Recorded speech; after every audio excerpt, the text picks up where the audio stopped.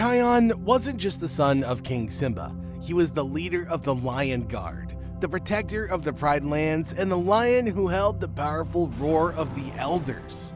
But his most important moment, the one that would define his entire legacy, didn't happen on the battlefield. It happened when he made a choice to forgive. I forgive you. A choice to lead not with strength, but with heart. And that one final tribute, it changed everything. After years of protecting the Pride Lands, Kion's journey took a sharp turn. He was injured by a venomous cobra during a battle, and the bite began to affect not just his body, but his mind. The venom made him angry, impatient, and it clouded his judgment. So he made a big decision. He stepped down as the leader of the Lion Guard and traveled to a faraway place called the Tree of Life, where rare animals lived and where deep healing could be found. His mission was to get healed and find out who he really was. But he didn't go alone. His friends came with him: Bunga, Fuli, Ono, Beshti, and Anga. Together they faced harsh lands, tricky enemies, and inner struggles. But along the way, he learned something important. Real strength doesn't always come from a roar. Sometimes it comes from letting go. At the Tree of Life, he met Queen Rani, a wise and brave lioness leading the Night Pride. At first, they clashed. Rani thought Kion was reckless. Kion thought Rani didn't understand him. But time changed things. They started to work together, then trust each other, and eventually, they fell in love. As Rani became queen after her grandmother Jana passed, she asked Kion to stay, not just as part of the Tree of Life, but to rule beside her as king. This was his biggest choice yet. Would he return to the Pride Lands and his family, or would he start a new life where he was fully, truly needed? Kion accepted, but before he could step into any new rule, he had one last thing to do. Makucha, Chulun, Ora, and other enemies had joined forces. They were attacking the Tree of Life, trying to take it over. It was Kion's final battle, and this time, he had to lead more than just the Lion Guard. He had to protect a kingdom that wasn't even his own yet. He stood side by side with Rani, the Night Pride, and his friends. The roar had once been a weapon of destruction, but now Kion used it as a tribute, not to punish, but to protect.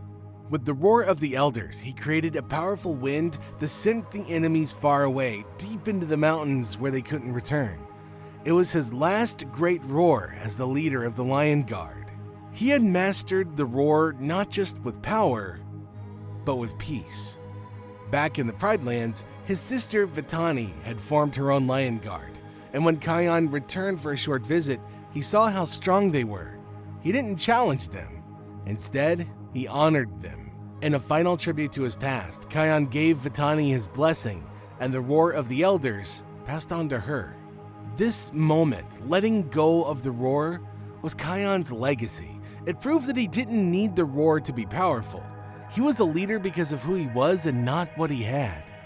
As Kion stood overlooking the Pride Lands one last time, memories of his past came flooding back.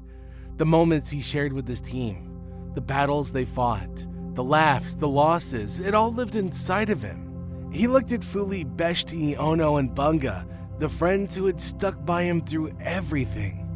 They weren't just his team, they were his family. Letting go of the roar also meant letting go of that chapter, and it wasn't easy. But he understood now that real leadership meant knowing when to step down and let others rise. Vitani's got this, he told them with a proud smile, and we've got a new path ahead. His friends nodded. They were proud of him too, because Kion hadn't just grown stronger, he'd grown wiser. When Kion returned to the Tree of Life, he wasn't just a visitor anymore. He was now the king beside Queen Rani. The animals there looked up to him not for his power, but for his heart. He no longer needed to roar to be heard. His actions, his choices, and his kindness spoke louder than thunder ever could.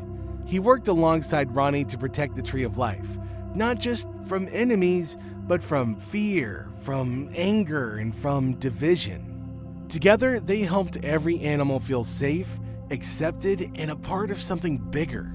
The Tree of Life became a true sanctuary, and Kion became more than a leader, he became a symbol of peace. Back in the Pride Lands, Kovu had taken his place beside Kiara. The kingdoms were now led by two brave pairs, Kion and Rani at the Tree of Life, Kiara and Kovu at Pride Rock. But the bond between them stayed strong. Kion would often visit when he could, and during those visits, he and Kovu grew closer. They shared stories of what they'd learned, what they feared, and what they hoped to build in the future. Both of them had come from different struggles. Kovu, chosen by scar, but shaped by love. Kion, born into royalty, but tested by pain. And yet, they met in the middle. Their friendship became another part of Kion's legacy. Two lions who could have been enemies, but were now brothers in peace. Time passed. Kion and Rani ruled together with wisdom and care, and soon, cubs were born at the Tree of Life. These young ones would grow up learning the story of the lion who could roar louder than the sky, but chose to lead with his heart. Kion would sometimes sit under the stars and tell them tales of the Lion Guard, of Bunga's bravery, Fuli's speed, Beshti's strength, Anga's flight, and Ono's vision. He always smiled when he talked about them, and he never needed a crown to feel proud. Just seeing the next generation listen, learn, and dream.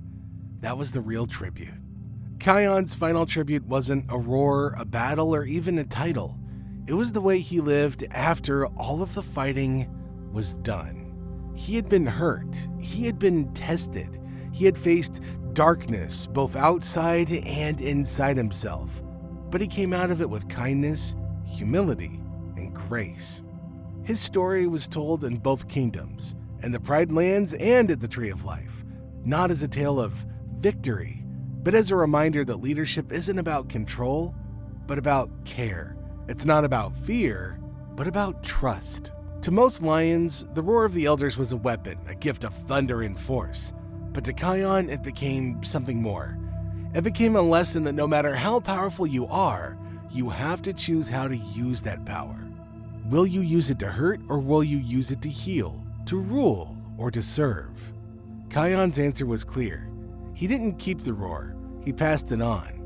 That single decision was the moment his legacy was written in the stars. One evening, many seasons later, Kion returned to Pride Rock.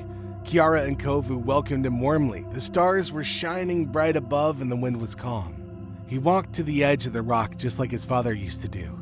He looked over the land, the place where it all began. He was Kion, the lion who found peace, gave it to others, and left behind a legacy of love. So now, when we speak of Kion, we don't just remember his roar. We remember his choice to step back, to lift others, and to lead with compassion. That was his final tribute, and that's what made him unforgettable. What do you think would have happened if Kion hadn't given up the roar? Let us know in the comments. Until next time,